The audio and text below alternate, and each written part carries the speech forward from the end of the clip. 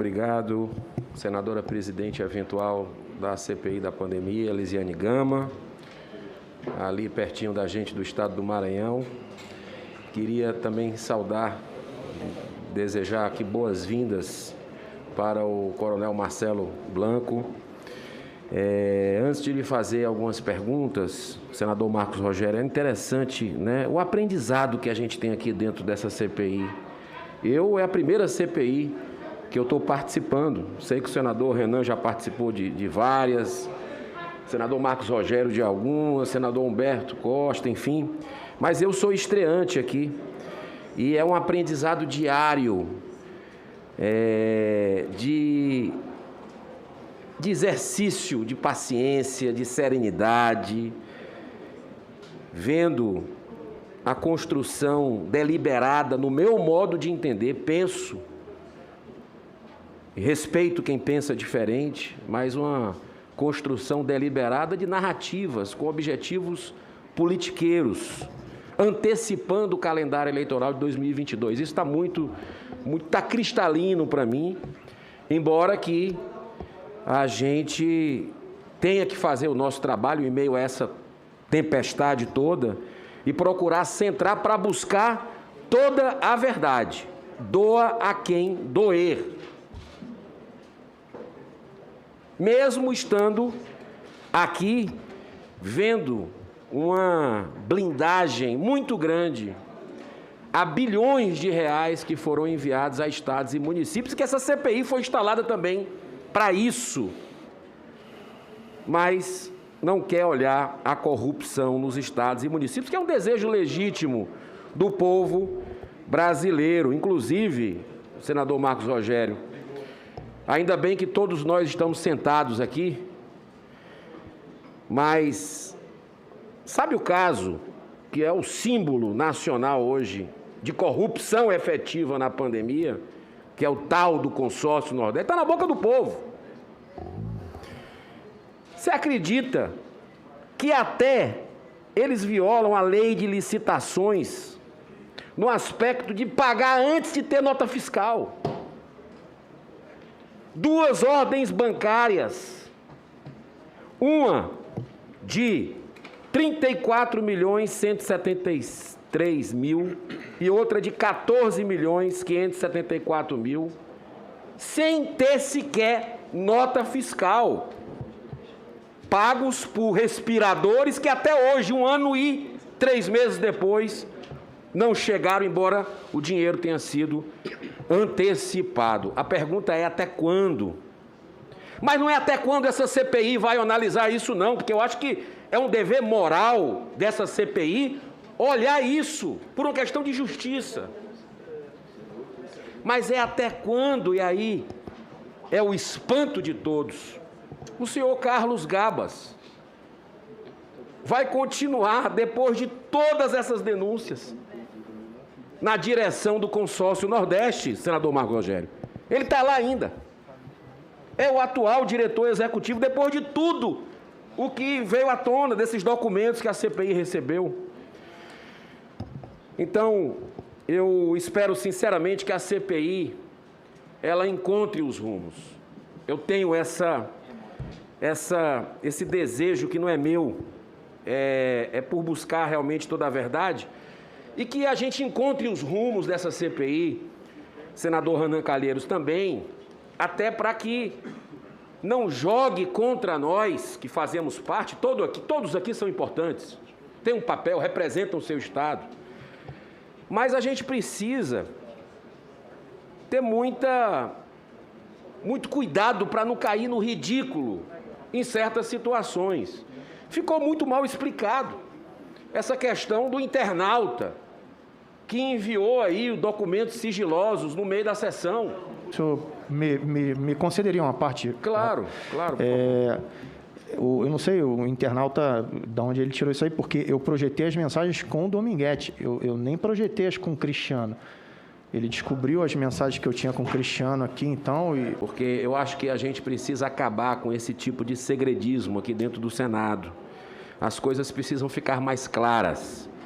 E eu acho que isso adquire uma certa um certo crédito que a gente precisa recuperar junto à população, já que a nossa imagem vem caindo muito nos últimos tempos, por fatores como esse que a gente tem visto. Eu quero dizer, inclusive, que ontem, eu acredito que um direito à liberdade, uma garantia das liberdades individuais foi rasgado aqui ontem, de forma vergonhosa.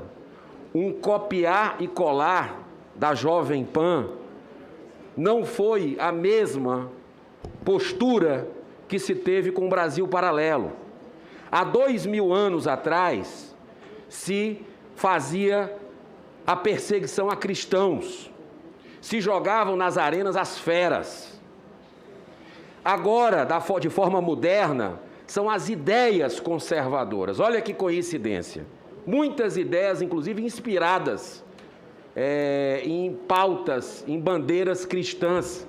Então, um curso que é muito bem feito, de forma séria, íntegra, é quebrado o sigilo deliberadamente nessa CPI como uma perseguição, não tenho dúvida, política. É isso que a gente está vivendo aqui, uma escalada autoritária nesse tribunal de inquisição. Mas eu vou fazer as perguntas, Coronel Blanco, para o senhor. O Ministério da Saúde possui um dos maiores orçamentos da esplanada. E com o aumento da demanda em razão da pandemia, esse montante foi ampliado como nunca se viu. Nenhum parlamentar aqui ousa dizer que faltou dinheiro no combate à pandemia. Agora, segundo a Polícia Federal, sobraram escândalos, especialmente em estados e municípios. Essa CPI, vergonhosamente, não quer olhar. Eu pergunto para o senhor, estando no departamento de logística, departamento-chave, importante, o senhor identificou ou foi alertado da ocorrência de irregularidades nos processos afetos a esse departamento? Não, senhor. Existiam procedimentos destinados a dar segurança nos processos de aquisição de insumos, medicamentos e equipamentos durante o tempo que o senhor passou? O senhor verificou compliance, algum tipo de checagem com relação a isso? Sim, senhor. Como é que o senhor avalia esse sistema de segurança? O rito processual natural do Ministério da Saúde, ele além de ser extremamente transversal, ou seja, ele não nasce e morre no mesmo lugar, ele sempre é atribuído e passa por diversas áreas, ele também conta com parecer da consultoria jurídica e com o filtro da diretoria de integridade, que é composta por servidores da CGU.